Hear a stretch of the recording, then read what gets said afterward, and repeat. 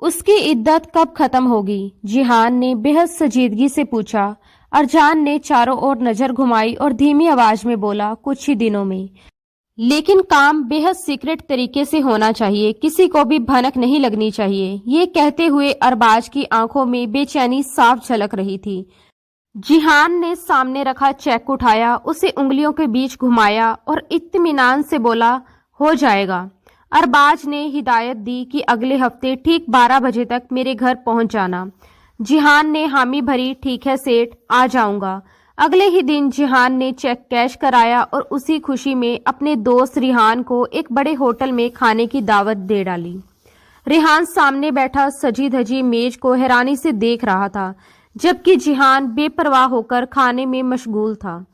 रेहान ने चुटकी ली, क्या बात है, लगता है इस बार बहुत बड़ा हाथ मारा है। जिहान ने मुस्कुराकर कहा, हाँ बहुत बड़ा हाथ मारा है, समझ लो मेरी किस्मत का सितारा चमक उठा है, अब तो मेरा सोना ही सोना है। रेहान ने हैरानी से पूछा, ऐसा कौन सा काम मिल गया जो तुम्हें इतना यकीन है? जिहान ने टालते हुए कहा, तू नहीं समझेगा, बस मुझे सोना ही तो है। सोने का मुझे सोना मिल जाएगा। उसकी टेढ़ी मेढ़ी बातें रेहान के सिर के ऊपर से निकल गई। उसने कंधे उचकाकर कहा, ऐसे काम तुम ही जानते हो। जिहान हंसते हुए बोला, इसीलिए तो कह रहा हूँ, आम खाओ पेड़ मत गिनो। एक हफ्ते बाद जिहान अरबाज के घर पहुंचा। घर में अजीब सी खामोशी पसरी थी, मानो हर दीवार पर सन्नाटा टंगा हो। अरबाज उसे ड्राइंग रूम में ले गया, जहां एक मौलवी साहब और कुछ मर्द पहले से मौजूद थे। अरबाज ने धीमे से कहा, बाकी के पैसे तुम्हें सुबह सुबह मिल जाएंगे। जिहान ने बेफिक्री से जवाब दिया, कोई बात नहीं सेठ। वह जाकर मौलवी साहब के पास बैठ गया। कुछ ही देर में अरबाज एक कमरे से बाहर निकला। उसके हाथ में निगाहनामा था और मौलाना साहब भी उसके साथ थे। वहीं जिहान का निगाह कराया गया। थोड़ी थोड़ी देर में लोग उठते गए। अरबाज ने एक एक को पैसे दिए और सख्त लहजे में यही कहा कि ये बात किसी के कानों तक नहीं पहुंचे। सबके चले जाने के बाद अरबाज सिर पकड़कर बैठ गया। रात के 1 बज रहे थे। जिहान जमाई लेता हुआ बोला, अब बताओ क्या करना है, कमरे में जाऊं या फिर? यह सुनते ही अरबाज ने उसे गुस्से से घूरा। अचानक किसी जज्बे के उफान में उसकी आंखें लाल हो गई। जिहान घबरा गया और नजरें चुरा ली। अरबाज बोला, अपनी बीवी के कमरे में किसी और को भेजना आसान नहीं होता। इस वक्त मैं किस तकलीफ से गुजर रहा हूं तुम्हें अंदाजा नहीं। उसकी बात सुनकर जिहान के होठों पर मन ही मन एक मुस्कान उभर आई। उसे नींद कहाँ आ रही थी, वो तो बस कमरे में जाने की जल्दी में था, ये देखने को बेताब कि उस अमीरजादे की बीवी आखिर दिखती कैसी है। यकीनन खूबसूरत ही होगी। ऐसे अमीर लोग साधारण सूरत वाली लड़कियों से शादी थोड़ी करते हैं। उसके दिल में हलचल बढ़ती जा रही थी, जज्बात हावी होते जा रहे थे, मगर अरबाज अब भी चुप बैठा था। बेचारा आज की रात बाहर बैठकर दुख मनाएगा और सारी रात यही सोचता रहेगा कि आज की रात मैं उसकी बीवी के साथ क्या क्या करूंगा। इन गुदगुदी भरी ख्यालों ने जिहान को मुस्कुराने पर मजबूर कर दिया। वह इंतजार कर रहा था कि कब अरबाज हिम्मत जुटाकर कहे, वह रहा मेरी बीवी का कमरा।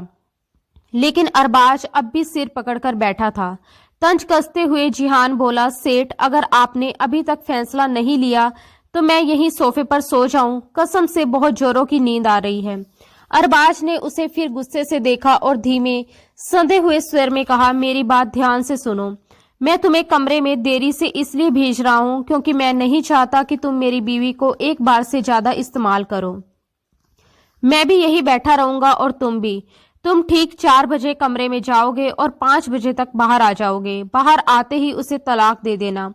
यह सुनकर जिहान ने उकताकर कहा, सेठ मेरे पास इतना फालतू वक्त नहीं है, मुझे पहले ही बहुत नींद आ रही है और मैं अपना काम पूरी ईमानदारी से करता हूं। अगर एक बार सो गया तो आपकी ये रात खराब हो जाएगी। अरबाज ने कमरे की ओर इशारा करते हुए कहा, कमरे से जल्दी बाहर आना और मेरी बीवी को ज्यादा तकलीफ नहीं होनी चाहिए। जिहान के चेहरे पर शातिर मुस्कान फैल गई। वह बोला, सेठ अगर आप कहते हैं तो मैं आपकी बीवी को छूऊंगा भी नहीं। अरबाज ने नाराजगी से कहा, ज्यादा बकवास मत करो, जो कहा है वही करो। जिहान ने गहरी सांस ली, उठा और कमरे के अंदर चला गया। उसने दरवाजा पैर से बंद कर दिया। बिस्तर पर एक नाजुक सा वजूद सिसक सिसक कर रो रहा था। उस लड़की ने ना तो कोई फैंसी ड्रेस पहनी थी, ना गहने, ना मेकअप किया था। जिहान की एक दिन की दुल्हन हर तरह की सजावट से दूर बिल्कुल सादे कपड़ों में थी और घूंघट में चेहरा छुपाए सिसकियों और हिचकियों के साथ रोए जा रही थी।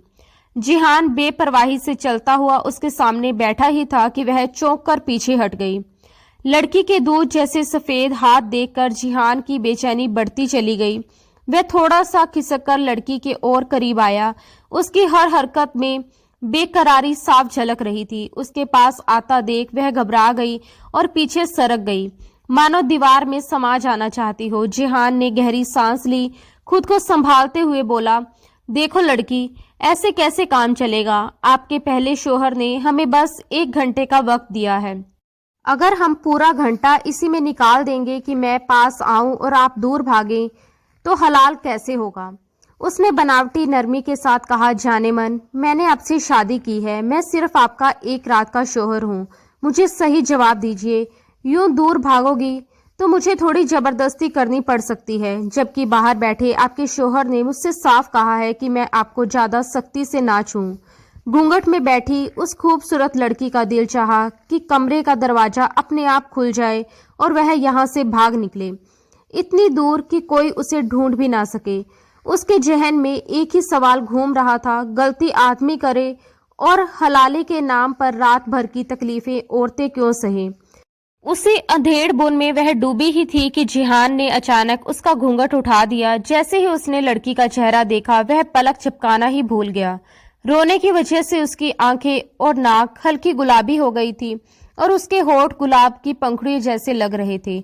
इतनी खूबसूरती देखकर जिहान को कुछ पल के लिए अपनी आंखों पर यकीन नहीं हुआ। क्या वाकई ही इतनी खूबसूरत लड़की इस दुनिया में हो सकती है? अरबाज बाहर सिर पकड़े बैठा था तो वह बिल्कुल सही कर रहा था। अब जिहान को उसकी तकलीफ की वजह समझ आने लगी थी। उसे अब एहसास हुआ कि अरबाज क्यों कह रहा था कि कमरे में देर से जाना और उसकी बीवी के साथ बस एक ही बार रिश्ता बनाना। जिहान ने दिल ही दिल में सोचा, इतनी खूबसूरत लड़की को कौन बेवकूफ तलाक दे सकता है। वह बोल पड़ा, मैं अगर तुम्हारे शोहर की जगह होता तो मरकर भी तुम्हें तलाक नहीं देता।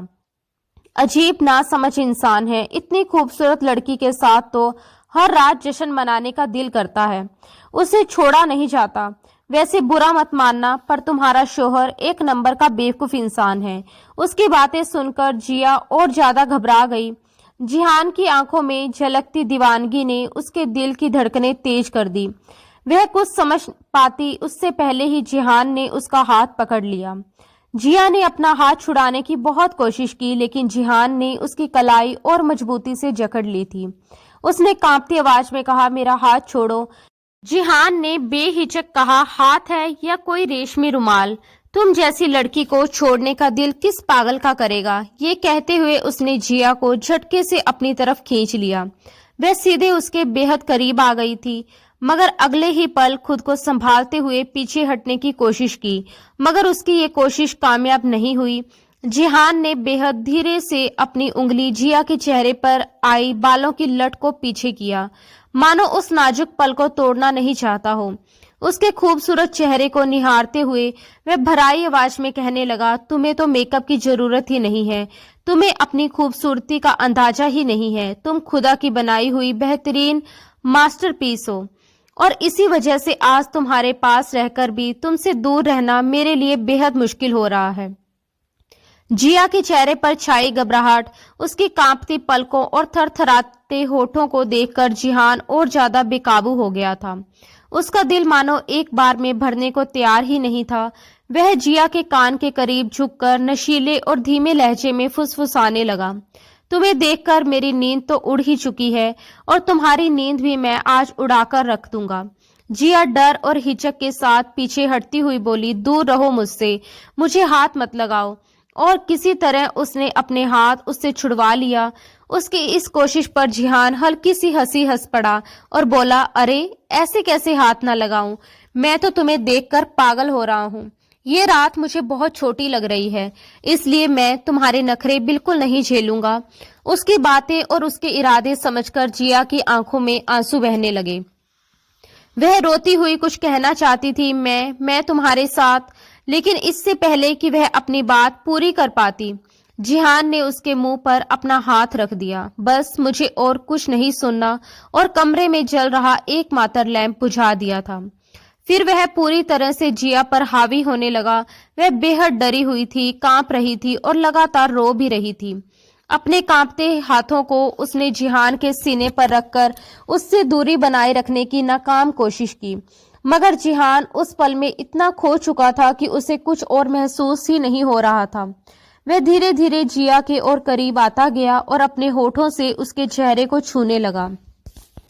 जिया के बहते आंसुओं की गर्मी महसूस होते ही वह एक पल के लिए ठिठक गया, जैसे किसी उलझन में पड़ गया हो। लेकिन अगले ही पल बेपरवाही दिखाते हुए कभी वह उसके नाजुक होठों पर अपने होठ रखता, तो कभी उसके गालों से बहते आंसुओं को अपने होठों से साफ करता चला गया। उसने उस परी सी लड़की को अपने आगोश में भर लिया। उसके हाथों पर अपने हाथ जमाकर वह उस पर पूरी तरह से हावी हो चुका था। ये उसकी जिंदगी का पहला मौका था जब वह किसी लड़की के इतना करीब था, इसलिए वह इसे हवस नहीं बल्कि अपने हिसाब से प्यार समझकर कर रहा था। अपने बगल में लेटी जिया के दिल की धड़कनें उसे किसी मधुर मगर बेचैन कर देने वाली धुन की तरह सुनाई दे रही थी। हर धड़कन के साथ जिहान के भीतर एक अजीब सी हलचल उठती जा रही थी। जैसे जैसे वक्त गुजर रहा था, उसकी ख्वाहिशें और बेचैनी दोनों बढ़ती जा रही थी। वह खुद पर काबू नहीं रख पा रहा था, मानो कोई अदृश्य ताकत उसे अपनी ओर खींची जा रही हो।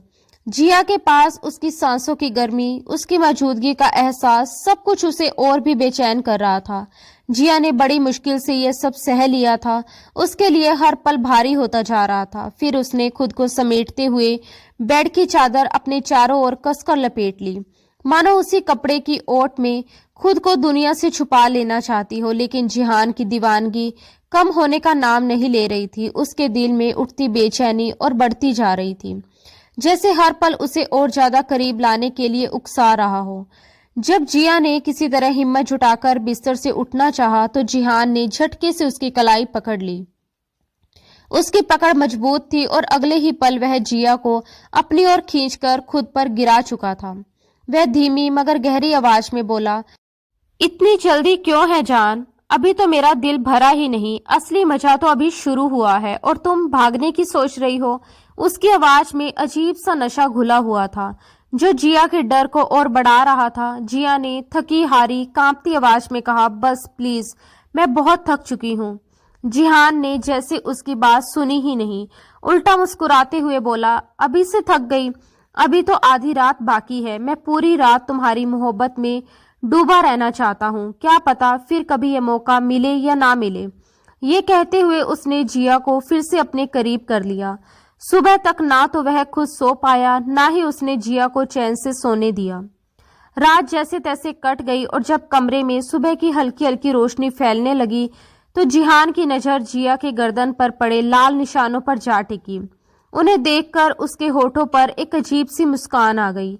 वह हंसते हुए बोला, तुम्हारा शोहर ये सब देखकर तो आग बबूला हो जाएगा। मुझसे कह रहा था कि मेरी बीवी को ज्यादा परेशान मत करना। कैसा आदमी है, इतनी खूबसूरत और नाजुक सी बीवी को तलाक देने से पहले एक बार भी नहीं सोचा कि अगर हलाला मुझसे करवाना पड़ा तो मैं उसका क्या हाल करूंगा।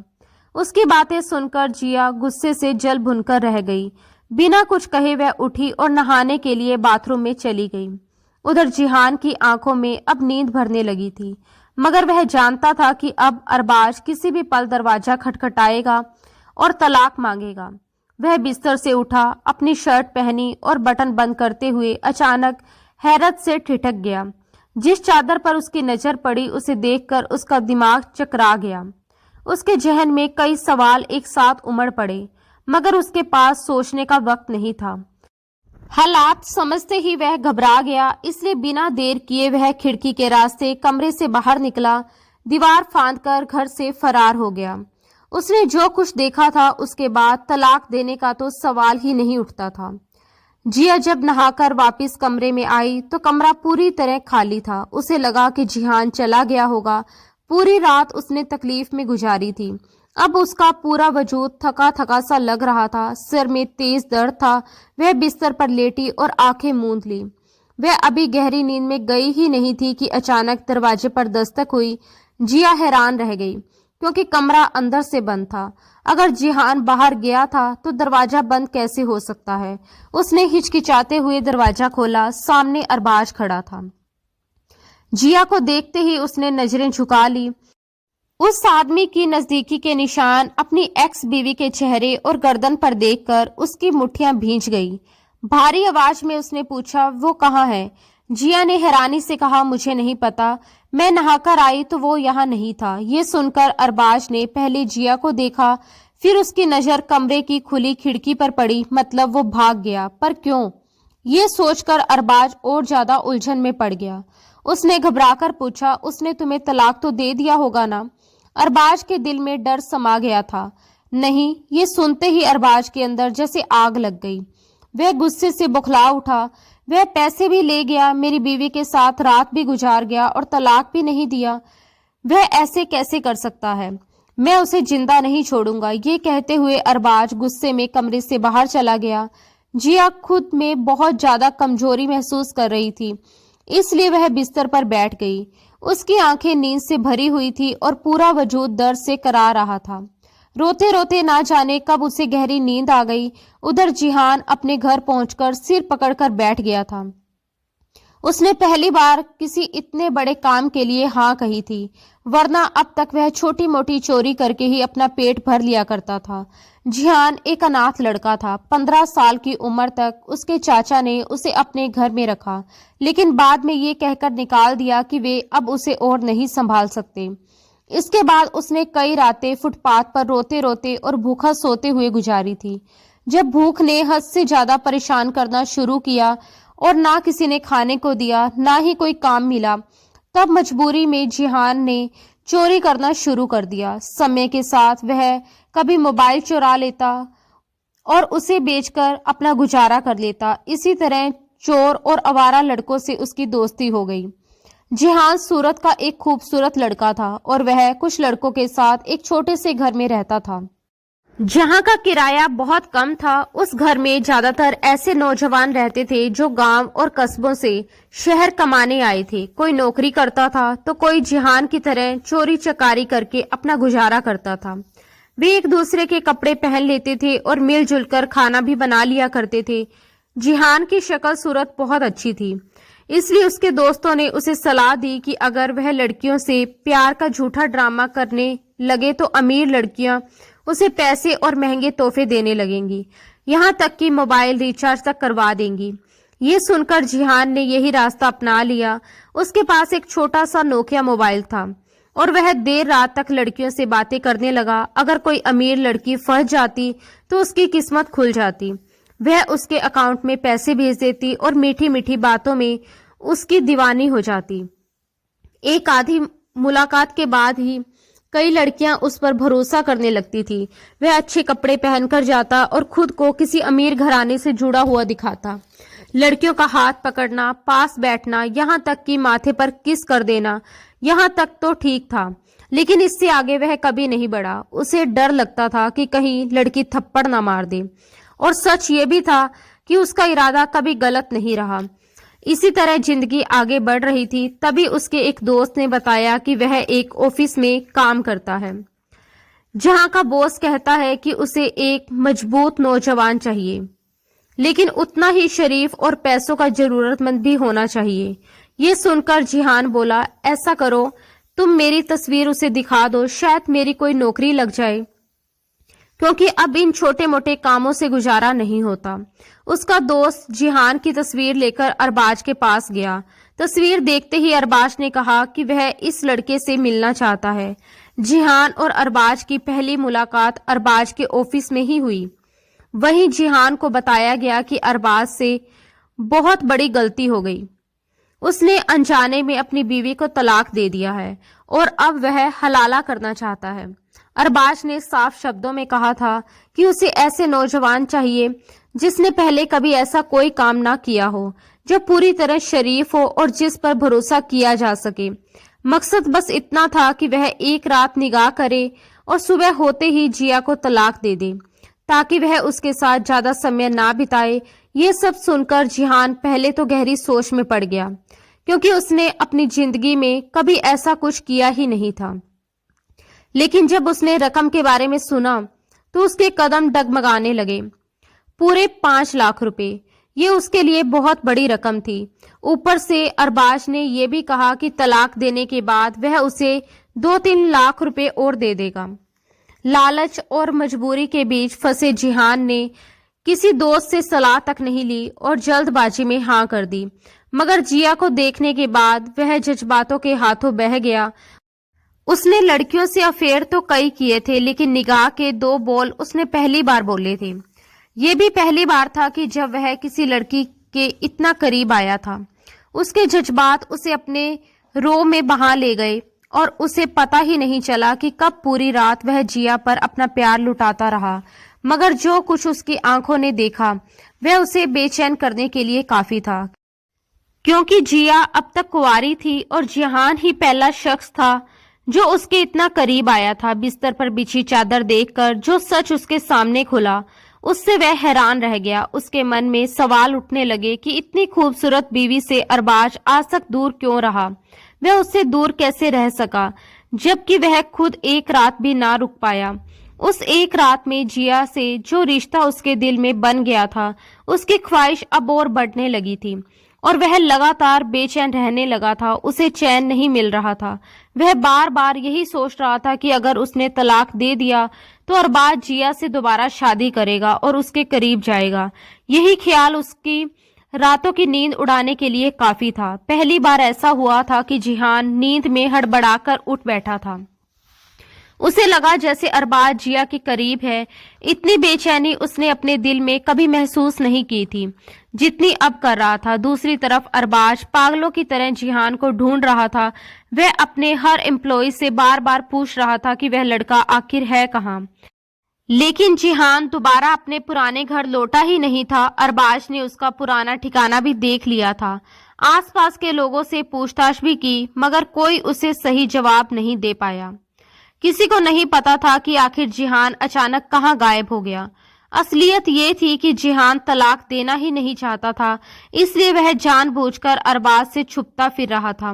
वह अपने एक दूसरे दोस्त के घर की छत पर रह रहा था, जिसने मजबूरी समझकर उसे ऊपर रहने की जगह दे दी थी। ऊपर एक छोटा सा कमरा था और बाकी खुली छत, जहां वह चारपाई डालकर रातें गुजारता और आसमान के तारों को देखते हुए अपने उलझे हुए ख्यालों में खोया रहता था। जैसे ही वह आंखें बंद करता, उसे जिया का स्पर्श महसूस होने लगता। उसकी खुशबू, उसकी सांसों की गर्माहट उसे बेचैन कर देती। उसका दिल चाहता था कि जिया उसके पास आ जाए, वह उसे अपनी बाहों में भर ले, सारी दुनिया की नजरों से छुपा ले और अपने साथ कहीं दूर ले जाए।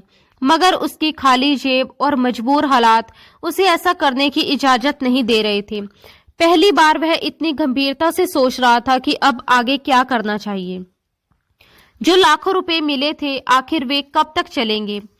वह जिया को अरबाज के हवाले कैसे कर दे? उसे ये भी डर सताने लगा था कि अगर वह कभी अरबाज की नजरों में आ गया तो वह उसे मार पीट करके जबरदस्ती तलाक दिलवा देगा, और फिर जिया क्यों अपने शोहर, अपने घर और अपने ऐशो आराम को छोड़कर उसके साथ आएगी।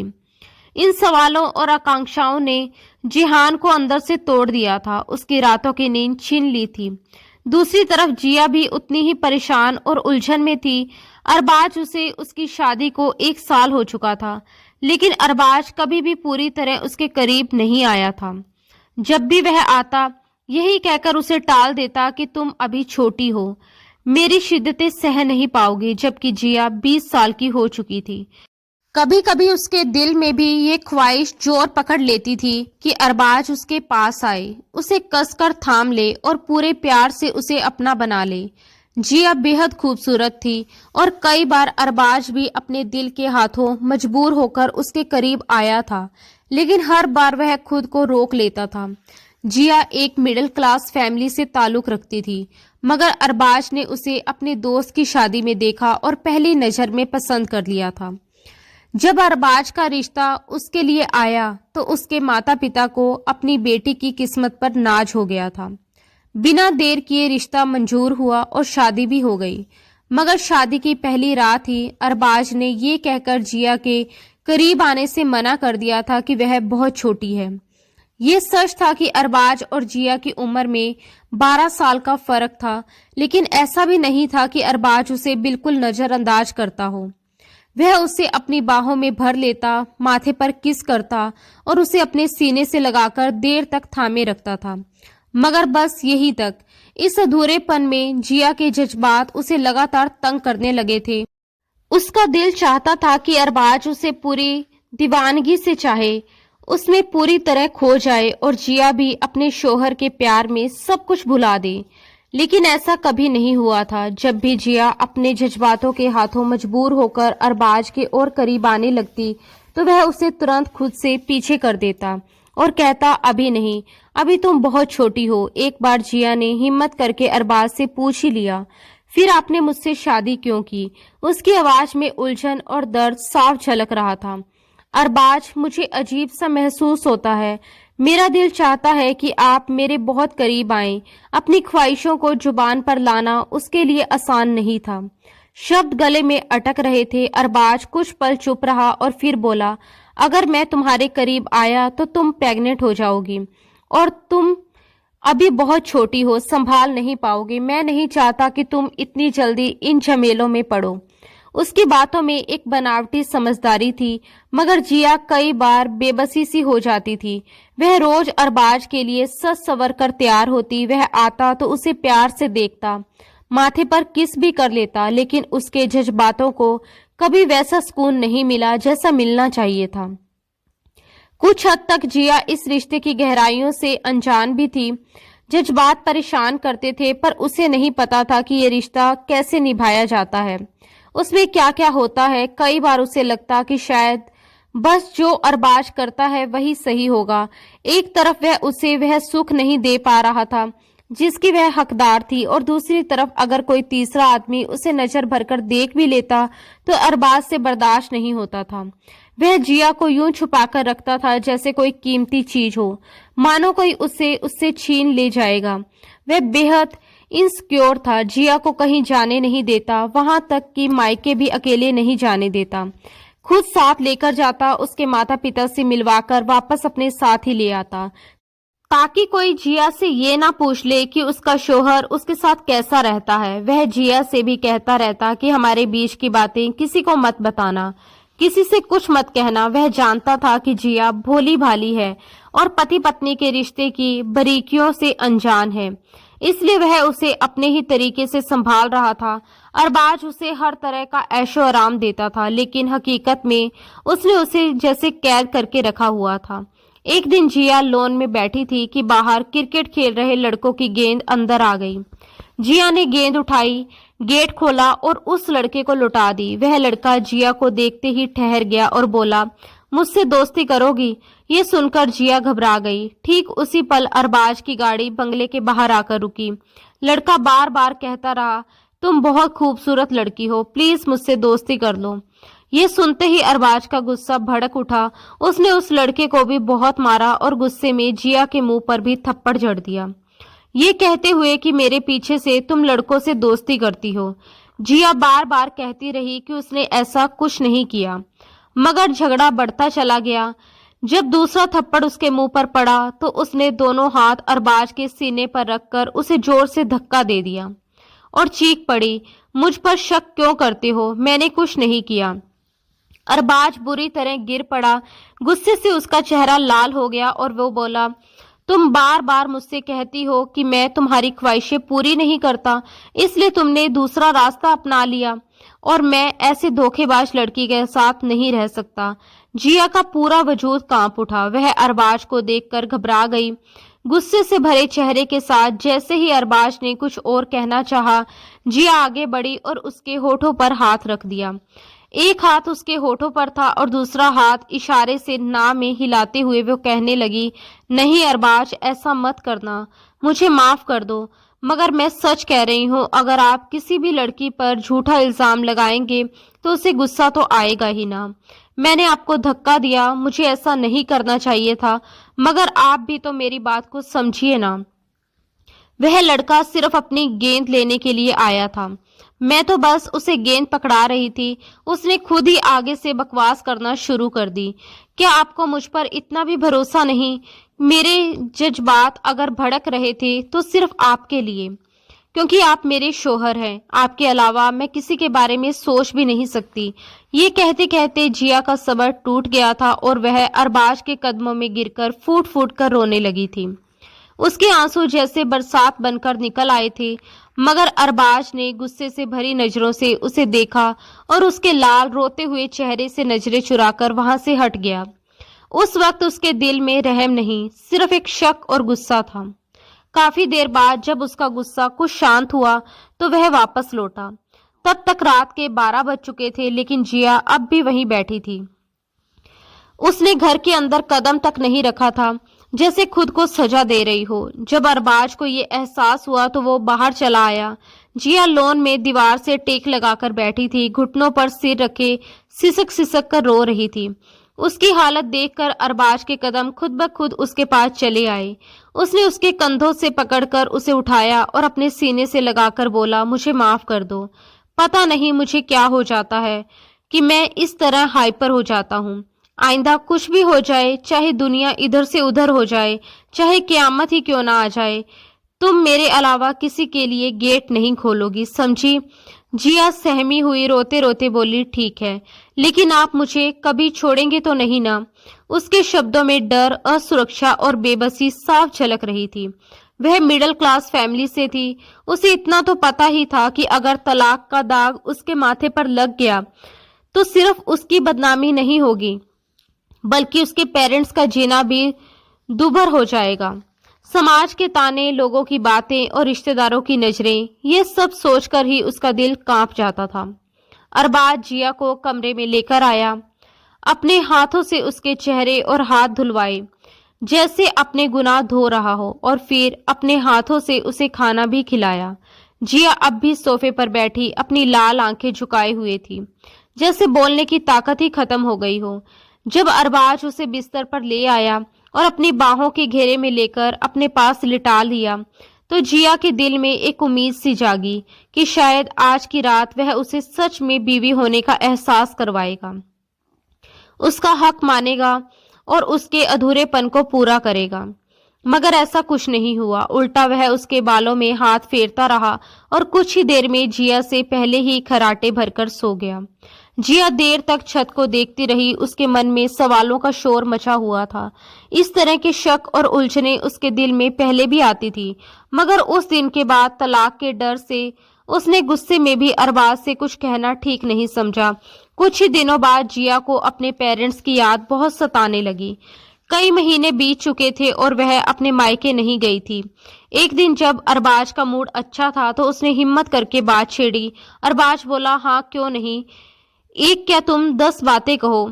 जिया मुस्कुराकर उसके पास बैठी, उसकी बाह थामते हुए बोली, कितने महीने हो गए हैं मैं अपने मम्मी पापा से नहीं मिली हूँ, क्या आप मुझे उनसे मिलवाने ले जाएंगे?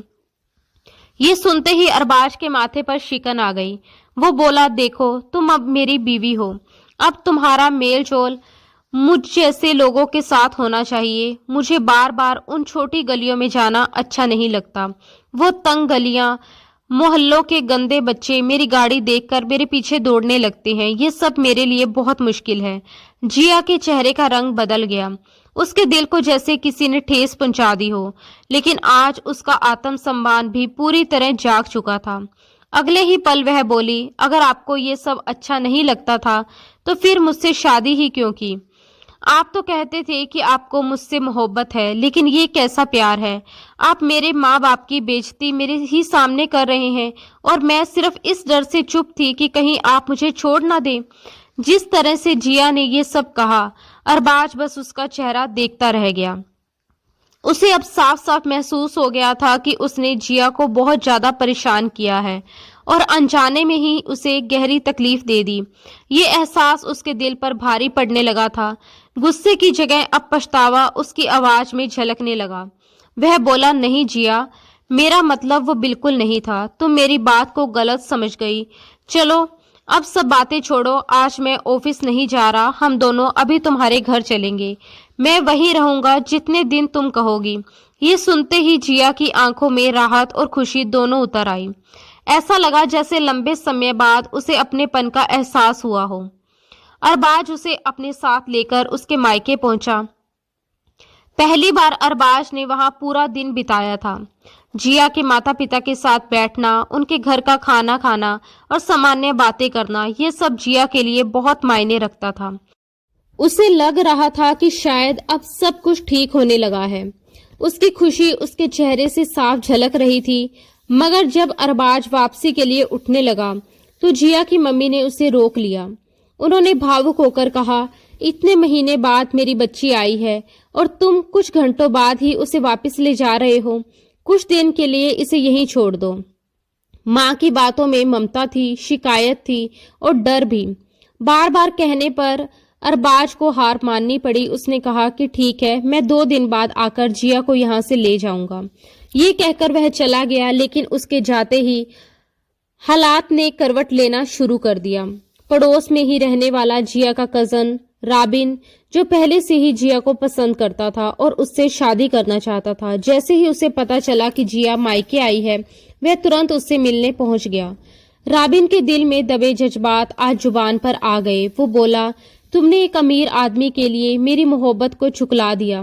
सोचो क्या होता अगर तुम मुझसे शादी कर लेती। जिया घबरा गई।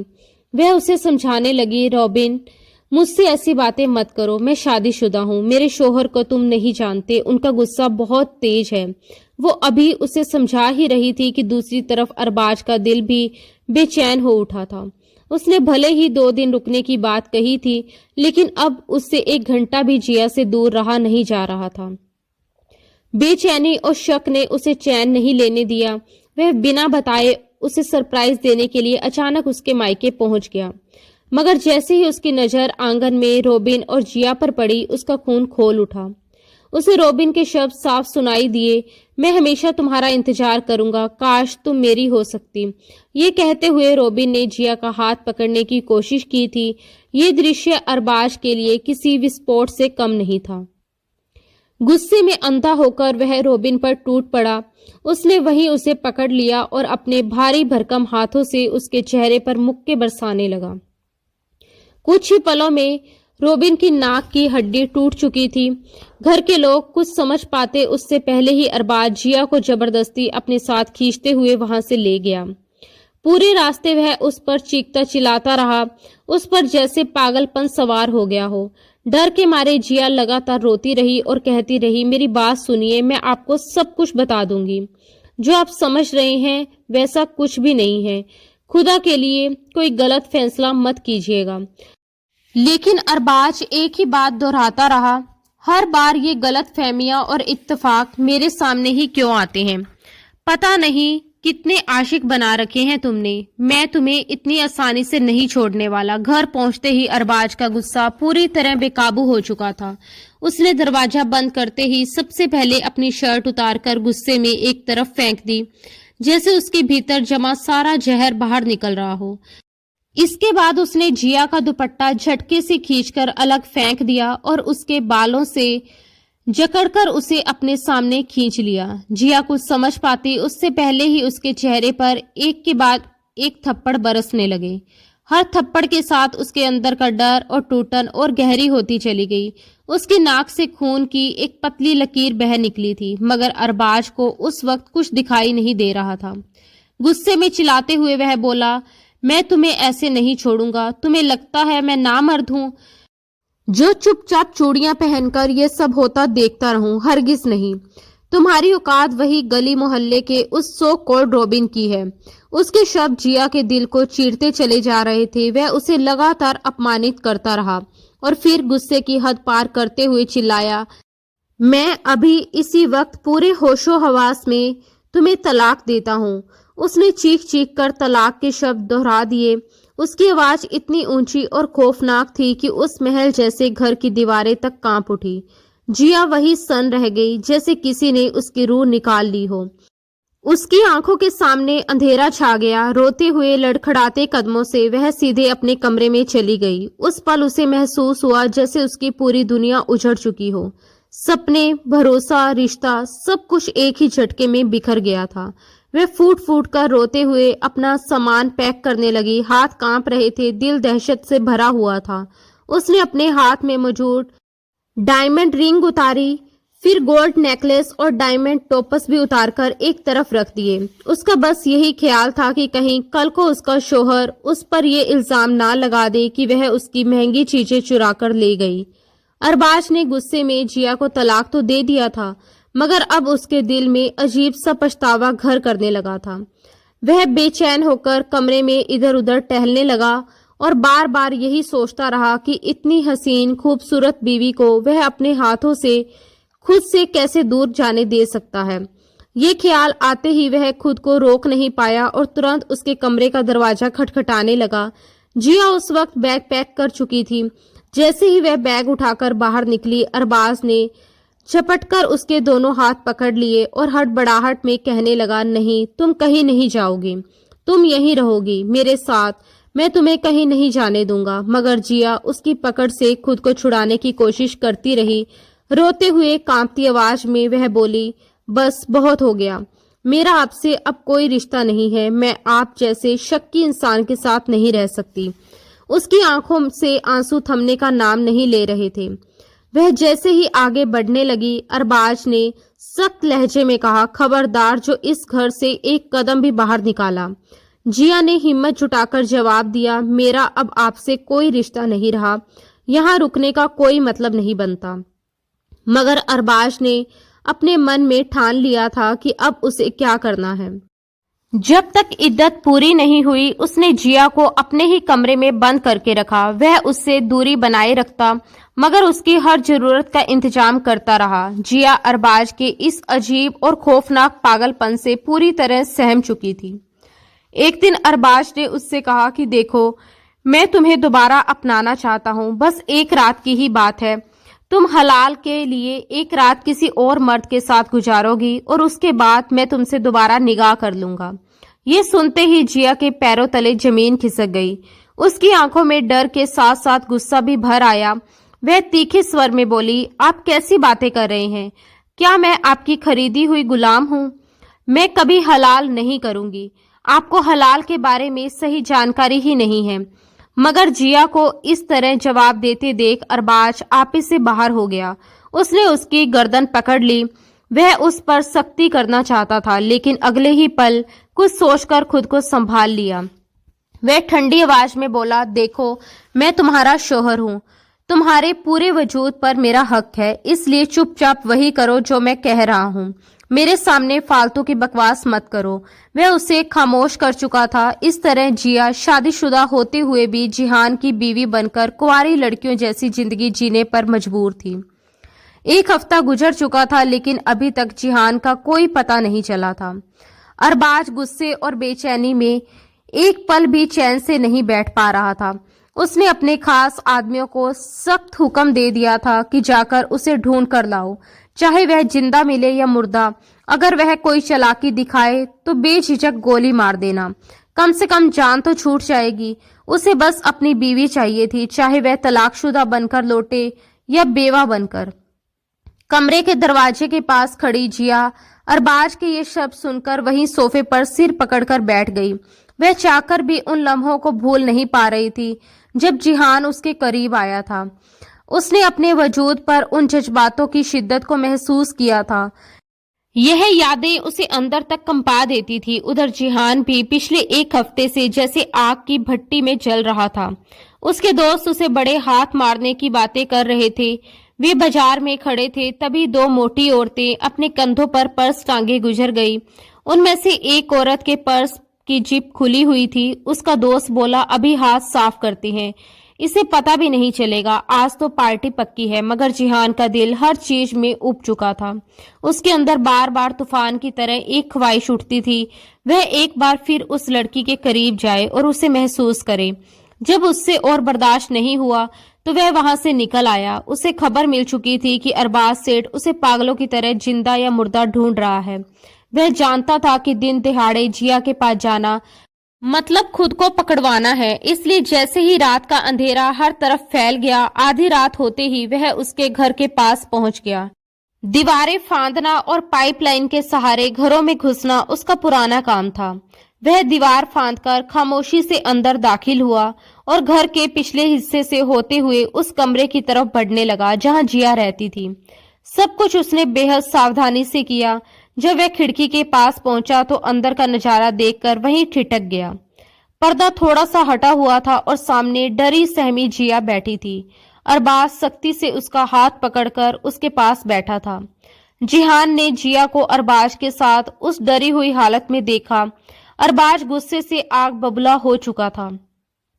उसकी आंखों में नफरत और शक की आग जल रही थी। वह दहाड़ते हुए कहने लगा, उस जिहान के बच्चे को मैं हरगिज नहीं छोड़ने वाला। तुमने ना जाने अपने हुस्न के कौन कौन से जाल में उसे फंसा लिया कि वह तुम्हें तलाक दिए बिना ही यहाँ से भाग गया। वह कमरे में चक्कर काटते हुए अचानक रुक गया, जैसे किसी नए ख्याल में उसके दिमाग में दस्तक दी हो। वह तीखे लहजे में बोला, 1 मिनट रुको, कहीं ऐसा तो नहीं कि तुमने खुद ही उसे यहाँ से भगा दिया हो ताकि मुझसे दोबारा शादी ना करनी पड़े। यही तो तुम चाहती थी ना कि मुझसे हमेशा हमेशा के लिए दूर चली जाओ। वह खुद ही सवाल कर रहा था और खुद ही जवाब दे रहा था, जैसे उसके मन में शक की जड़ें और गहरी होती जा रही थी। खिड़की के पास खड़ा जिहान चुपचाप ये सब सुन रहा था। जिया घबराई हुई कांपती आवाज में बोली, मेरी जिंदगी के हर फैसले तो आप ही करते आए हैं। आप ही उसे यहाँ लेकर आए थे, मुझसे निगाह करवाकर आप ही उसे मेरे कमरे में भेजे थे। पूरी रात मैंने किस हाल में गुजारी ये सिर्फ मैं ही जानती हूँ, और अब आप मुझसे इस तरह की बातें कर रहे हैं। उसकी आंखों से आंसू बहने लगे। वह बोली, वो लड़का मेरे लिए हमेशा से अजनबी रहा है। मगर अरबाज ने उसकी बात सुनने की बजाय उसे सख्त निगाहों से घूरते हुए धमकाया, देखना मैं उस जिहान का क्या हाल करता हूँ। ये कहकर वह दरवाजे को बाहर से लॉक कर गया। कमरे में सन्नाटा छा गया। जिया ने रोशनी बुझा दी और बिस्तर पर लेट गई। आंसू थमने का नाम नहीं ले रहे थे। उसे इस तरह रोता देखकर खिड़की के पास खड़े जिहान का दिल भी भारी हो उठा। उसने मन ही मन अरबाज को कोसा, इसे तो कोई मुफ्त में 4 थप्पड़ भी ना लगाए। इतनी खूबसूरत बीवी मिली है और कदर ही नहीं। जिया की सिसकियों ने उसके दिल में कुछ अजीब सा जगा दिया।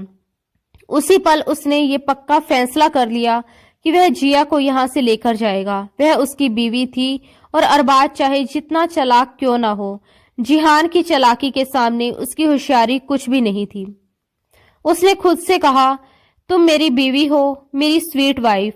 जिहान ने धीरे से खिड़की खोली और दबे पांव अंदर दाखिल हो गया। कमरे में हल्की सी आहट हुई तो जिया चौंक कर उठ बैठी। इससे पहले कि वह डर के मारे कुछ बोल पाती, जिहान ने फुर्ती से उसके होठों पर हाथ रख दिया। सामने एक बार फिर इस हलाल के शोहर को देखकर वह कांपने लगी, मगर जिहान ने उसकी कमर में हाथ डालकर उसे अपने करीब कर लिया और धीमी आवाज में बोला, हेलो मेरी स्वीट वाइफ, कैसी हो? यकीनन तुम मेरा ही इंतजार कर रही थी। देखो कितनी लंबी उम्र है मेरी। तुमने मुझे याद किया और मैं चला आया, अपनी सपनों की शहजादी को हमेशा हमेशा के लिए अपने साथ ले जाने। ना जाने क्यों, मगर जिया ने उसे देखकर एक गहरी सांस ली, जैसे उसे कोई सुरक्षित ठिकाना मिल गया हो। ये एहसास कि वह जिहान की बीवी है उसके दिल को अजीब सी तसल्ली दे रहा था। जब जिहान ने उसके मुंह से हाथ हटाया तो वह फूट फूट कर रो पड़ी। बोली, तुम कहाँ चले गए थे? मुझे तलाक क्यों नहीं दिया? अरबाज तुम्हें पागलों की तरह ढूंढ रहा है। जानते हो अगर उसने तुम्हें पकड़ लिया तो क्या करेगा? उसने घबराकर कहा, अच्छा यही है कि मुझे तलाक दे दो और यहाँ से चले जाओ। मगर जिहान उसे गंभीर निगाहों से देखकर बोला, क्या सारी जिंदगी तुम यहाँ इस जालिम इंसान के साथ रहकर तकलीफें सहना चाहती हो? क्या यही तुम्हारी किस्मत है? वह आगे बोला, तुम्हें तो खुश होना चाहिए कि मुझ जैसा इंसान तुम्हें मिल रहा है। मैं तुम्हें यहाँ से दूर ले जाऊंगा। जो रूखा सूखा खुद खाऊंगा वही तुम्हें भी खिलाऊंगा। फिर उसकी आवाज सख्त हो गई, लेकिन अगर तुम इस आदमी के साथ रहना चाहती हो तो जिसने तुम्हें एक बार तलाक दिया है तो याद रखो वह दोबारा भी देगा, बार बार देगा। आज मैं था, कल कोई और होगा। यह सुनते ही जिया की रूह कांप उठी। वह इस कैद खाने से निकलना चाहती थी। तुरंत बोली, ठीक है, मैं तुम्हारे साथ चलने को तैयार हूँ। जिहान मुस्कुराया, बस तुमने हाँ कर दी, अब देखो उस अरबाज के बच्चे को मैं कैसे मजा चखाता हूँ। उसने उसे अपने साथ लिया और जिस रास्ते से खुद आया था उसी रास्ते से बड़े एहतियात से जिया को भी बाहर उतारा। पहले उसे अपनी बाहों में थामकर दीवार पार करवाई, फिर खुद भी छलांग लगाकर बाहर आ गया। दोनों तेजी से भागते हुए उस घर से बहुत दूर निकल गए। हांफते हुए जिया एक जगह रुक गई और सहारा लेकर खड़ी हो गई। कांपती आवाज में पूछा, अब आगे क्या? हम कहाँ जाएंगे? उसके चेहरे की उड़ती रंगत देखकर जिहान को झटका लगा। उसने इस बारे में ज्यादा सोचा ही नहीं था। फिर उसने उसका हाथ पकड़ा और अपने एक दोस्त के घर ले गया। फोन पर वह पहले ही ऊपर वाले पोर्शन की चाबियां मांग चुका था। वहां कमरा तैयार था। जिया फिर भी डरी हुई बोली, अरबाज हम तक पहुंच तो नहीं जाएगा ना? जिहान ने उसे तसल्ली दी, नहीं ऐसा कुछ नहीं होगा, तुम फिक्र मत करो, वह उसे फ्रेश होने भेज देता है। जिया सिर्फ 2-3 जोड़े कपड़े ही साथ लाई थी। जब वह फ्रेश होकर बाहर आई तो सामने बैठे जिहान की नजरें उसके पूरे वजूद पर ठहर गई। वह आगे बढ़ा, उसे अपनी बाहों में भर लिया और जैसे जैसे उसे थामे रहा वैसे वैसे खुद उसमें खोता चला गया। आज की रात जो कि आधी बीत चुकी थी वह उसके साथ रंगीन बनाना चाहता था, मगर वह फौरन उससे पीछे हटने लगी। वह कहने लगी, प्लीज मेरे करीब मत आओ, मुझे इस रिश्ते को समझने के लिए वक्त तो दो। इस वक्त मेरे क्या हालत है, क्या आप समझ नहीं रहे? वह जिस अंदाज में बोली थी जिहान उसे देखने लगा। वो कहने लगा, क्या मतलब? कैसी हालत है? तुम मेरी बीवी हो, अपने पास ले आया हूं मैं तुम्हें। अब पहली पहली शादी है, इतनी खूबसूरत बीवी है, थोड़ा वक्त तो बिताने दो। मैं कोई गुनाह थोड़ी कर रहा हूँ। उस वक्त तो समय ही कम था, मैं ठीक से कुछ कर ही नहीं पाया। जिया को लगा जैसे वह कोई कठपुतली या खिलौना है जो 2 मर्दों के बीच इस्तेमाल हो रही है। जिहान मोहब्बत से वाकिफ नहीं था। उसके लिए हस्बैंड वाइफ का रिश्ता सिर्फ एक दूसरे के साथ हक वसूल करना और हर रात एक दूसरे में खो जाने का ही नाम था। वह बिल्कुल नहीं जानता था कि शादी क्या होती है और प्यार के असली नियम क्या है। जब उसने जिया को बाहों में भरकर जोर जबरदस्ती से पास आने की कोशिश की, उसके होठों को छूना चाहा, तभी जिया की सिसकियां सुनकर वह एकदम रुक गया और शांत हो गया। उसका जमीर उसके अंदर ही अंदर कोसने लगा। तुम ये सब क्या कर रहे हो? वह झट से उससे दूर हट गया था। ये पहली बार था उसे यूं रोता देखकर। उसने उसका चेहरा थाम लिया और गालों से आंसू पोंछने लगा। वो कहने लगा, अच्छा ठीक है, अगर तुम्हें मेरा पास आना पसंद नहीं है तो मैं तुम्हें हाथ नहीं लगाऊंगा, मगर रोना तो बंद करो। देखो तुम रोती हुई बिल्कुल अच्छी नहीं लगती हो। जब तुम रोती हो ना तो तुम्हारी ये छोटी सी नाक लाल हो जाती है और तुम्हारी आंखें और ये सफेद गाल रोने पर गुलाबी हो जाते हैं और मेरा दिल करता है कि बस मैं पागल हो जाऊं तुम्हारे लिए। प्लीज तुम मत रोया करो, वरना मुझसे खुद को रोकना मुश्किल हो जाता है। वह उसे कमरे में छोड़कर बाहर चला गया। जबरदस्त भूख और प्यास से उसका गला सूख चुका था। वह जानता था कि जिया को भी भूख लगी होगी। रात के इस वक्त ना जाने कहां से वो खाने के लिए 2 बर्गर और पानी की बोतल लाया, जिसे खाने के बाद जिया जल्दी से बिस्तर पर सिमट कर सो गई थी। वह तो यही सोच रही थी कि शायद जिहान इसी मकान में रहता है। जिया को उसकी जिंदगी में आए अभी 2 दिन भी नहीं हुए थे कि उसने चोरी चकारी छोड़ने का पक्का फैसला कर लिया था। उसने तय कर लिया था कि अब बस मेहनत करेगा, ऐसा काम करेगा जिससे सही और ईमानदारी की कमाई वह अपनी बीवी को खिला सके। ये भोली भाली लड़की भला चोरी के पैसे पर पलने वाली थोड़ी थी। शाम को जब वह वापस आया तो अपने दोस्त से कुछ पैसे उधार लेकर आया था। उन पैसों से वह किचन का सामान लेकर आया। उसका दोस्त बार बार कह रहा था, देख इस महीने का किराया तो मैं तुझे माफ कर देता हूँ, लेकिन इसके बाद तुझे पैसे देने ही होंगे, समझा? मुझे घर वालों को भी जवाब देना होता है। वैसे भी तेरी बीवी तेरे साथ है, इसलिए तुझे यहाँ रहने दे रहा हूँ, वरना तुझ जैसे आवारा लड़कों को तो मैं ये कमरा कभी भी नहीं देता। जिया अंदर बैठी ये बातें सुन रही थी।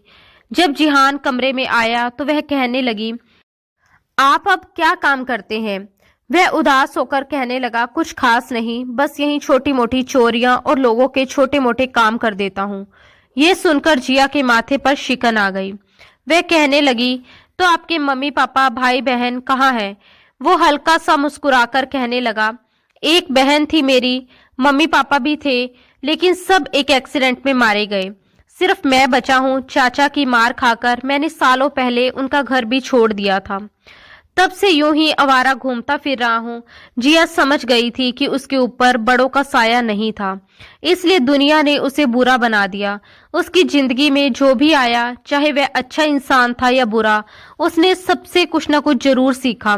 इस तरह वह अच्छी राह से काफी भटक चुका था, मगर जिया के लिए अब वह धीरे धीरे खुद को बदल रहा था। जिया के बार बार मना करने पर दोबारा वह जिया के करीब नहीं आया था। जिहान अब पूरी तरह से बदल रहा था और जिया के साथ एक नई जिंदगी शुरू करना चाहता था। एक रात वह एक दुकान पर काम खत्म करके मजदूरी लेकर घर आया था, तभी तेज बारिश शुरू हो गई थी। इस कमरे की छत अभी कच्ची थी, इसलिए तेज तूफान बारिश में जिया के बिस्तर पर छत टपकने लगी। वह हड़बड़ाकर उठ बैठी। वैसे भी वह बारिश और बादलों के गरजने से बहुत डरती थी। वह तुरंत उठकर जिहान के बिस्तर के पास चली गई। कांपते हाथों से उसे हिलाकर कहने लगी, जिहान देखो ना, बादल गरज रहे हैं। वह नींद में ही कहने लगा, हाँ तो बादलों का काम है गरजना, गरजेंगे नहीं तो और क्या ढोल बजाएंगे। उसके यूं कहने पर वह अंदर तक तड़प गई थी। उसे बाजू से हिलाकर कहने लगी, देखो अंधेरा हो गया है, मुझे डर लग रहा है। उसने नींद में ही उसे हाथ से खींचकर अपने करीब लिटा लिया था। उसे अपनी बाहों में लेकर कहने लगा, अच्छा मेरे पास आ जाओ, तुम्हें डर नहीं लगेगा। वह खुद को उससे छुड़वाने लगी, मगर एक बार फिर उसने खराटे भरना शुरू कर दिया था। ना जाने क्यों उसकी बाहों में आकर एक अजीब सा सुकून उसके पूरे वजूद में फैलने लगा। धीरे धीरे उसने भी अपना घेरा जिहान के चारों ओर कस लिया। जिहान जैसे ही नींद से थोड़ा जागा, इस खूबसूरत लड़की को अपने करीब देखा तो उसके जज्बात भड़क चुके थे। बाहर तेज तूफानी बारिश हो रही थी और अंदर वह जिया पर बरस रहा था। पूरी रात उनकी यूं ही गुजर चुकी थी, मगर आज वह शिद्दत और जुनून उसे महसूस नहीं हुआ था जो पहली बार हो रहा था। अगली सुबह जैसे ही सूरज निकला तो वह तुरंत उसके घेरे से निकलने लगी, मगर जिहान ने उसे हाथ से पकड़कर खुद पर गिरा लिया था। वह कहने लगा, क्या हुआ? अब तो सब कुछ तुम्हारी मर्जी के मुताबिक हुआ है, अब भी नाराज होकर क्यों जा रही हो? प्लीज थोड़ा सा मुस्कुरा तो दो ना, ताकि मुझे लगे कि मैंने तुम्हारे साथ जबरदस्ती नहीं की। वह शर्म के मारे अपना चेहरा छुपाकर हंसती हुई वॉशरूम में चली गई। वह अंदर तक जैसे खुशी से भर चुका था। दोनों के बीच की दूरी काफी हद तक सिमट चुकी थी। जिया कहने लगी कि जब तक तुम्हें किसी अच्छी जगह नौकरी नहीं मिल जाती, तब तक क्या मैं किसी स्कूल में पढ़ाना शुरू कर दूं या बच्चों को ट्यूशन पढ़ाना शुरू कर दूं? इससे तुम्हारी भी मदद हो जाएगी। मगर वह गुस्से से मना कर चुका था। हरगिज नहीं, तुम बस घर में रहोगी, जो भी मैं कमा कर लाऊंगा वो तुम चुपचाप खाओगी, समझी? मैं नहीं चाहता कि मेरी बीवी को तरह तरह के लोग देखें। उसकी इस बात पर वह चुप सी हो गई। जो कुछ अरबाज ने उसके साथ किया था, जिहान ने तो सही मायने में उसका शोहर होने का हक अदा कर दिया था। प्यार दोनों तरफ था और दोनों जिंदगी में आगे बढ़ चुके थे। दोनों ही भूल चुके थे कि अभी अरबाज नाम का एक खतरनाक दरिंदा उनकी जिंदगी में मौजूद है, जो पिछले 1.5 महीने से उन दोनों को ढूंढने के लिए पागल हो रहा था। जिया अपने मम्मी पापा की याद में बहुत तड़प रही थी, क्योंकि उसे यकीन था कि अरबाज वहां जाकर जरूर कोई हंगामा कर चुका होगा और उसके माँ बाप को भी ये सच्चाई पता चल चुकी होगी कि जिया वहां से चली गई है। इसी परेशानी में उसने जिहान से कहा कि वह अपने मम्मी पापा से मिलने जाना चाहती है और वह तुरंत राजी हो गया। उसी शाम वो दोनों उसके मम्मी पापा से मिलने के लिए जा रहे थे। तभी घर के बाहर अरबाज के भेजे हुए जासूसों ने उन्हें देखते ही तुरंत अरबाज को खबर दे दी थी। वह जहां अपने मम्मी पापा से मिलकर उन्हें पूरी हकीकत बता रही थी, वहीं वे जिहान का दिल से शुक्रिया अदा कर रहे थे कि उसने उनकी बेटी को उस जालिम इंसान के हाथों से बचा लिया। कुछ देर मिलने के बाद जैसे ही वो दोनों टैक्सी में बैठकर वापस अपने किराए के घर जाने के लिए निकले, तभी एक काली गाड़ी उनके उस टैक्सी के सामने आकर खड़ी हो गई और अगले ही पल अंधाधुंध गोलियों की बरसात होने लगी। गाड़ी से निकलकर गोलियां चलाने वाला कोई और नहीं बल्कि खुद अरबाज था। कांच के टुकड़े टूटकर हर तरफ बिखरने लगे थे। गोली सीधे ड्राइवर को लगी थी और गाड़ी अनकंट्रोल होकर एक पेड़ में जा टकराई थी। सामने की सीट पर बैठे जिहान की तरफ कांच के टुकड़े जोर से लगे थे। जिया दर्द से चीख उठी थी, जिहान उठो प्लीज जिहान, होश में आओ। मगर जिहान बेहोश लेटा था। अरबाज आगे बढ़ा और गाड़ी का दरवाजा खोलकर उसने जिया को गाड़ी से बाहर जबरदस्ती खींच निकाला।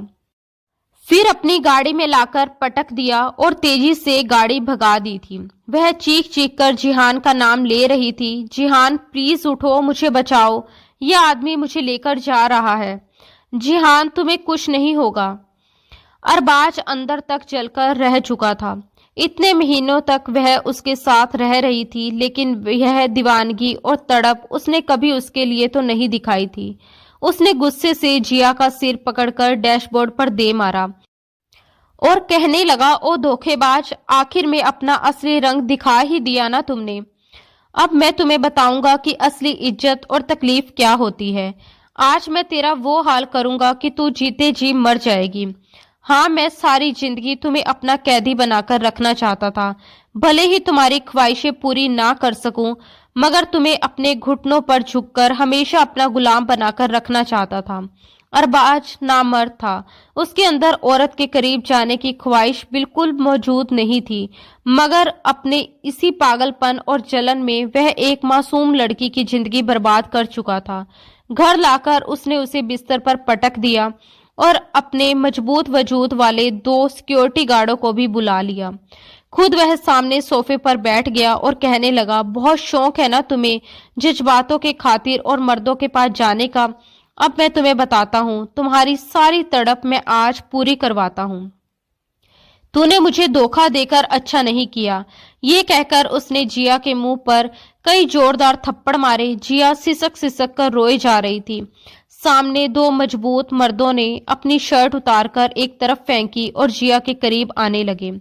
इससे पहले कि वे कुछ भी कर पाते, गोलियों की आवाज गूंजी और उसके बाद पुलिस घर के अंदर दाखिल हो चुकी थी। तुरंत ही अरबाज और उसके दोनों आदमियों को पकड़ लिया गया। जिया घबराकर जिहान का नाम ले रही थी, तभी जिहान वहां पर आया। वो जख्मों से चूर था, मगर गुस्से से बेकाबू था। आगे बढ़कर उसने अरबाज को पकड़ा और अनगिनत मुक्के उसके मुंह पर मारे थे। अरबाज के सामने के दांत टूट चुके थे। पुलिस उसे पकड़कर ले गई और जिया जिहान के गले लगकर फूट फूट कर रोने लगी।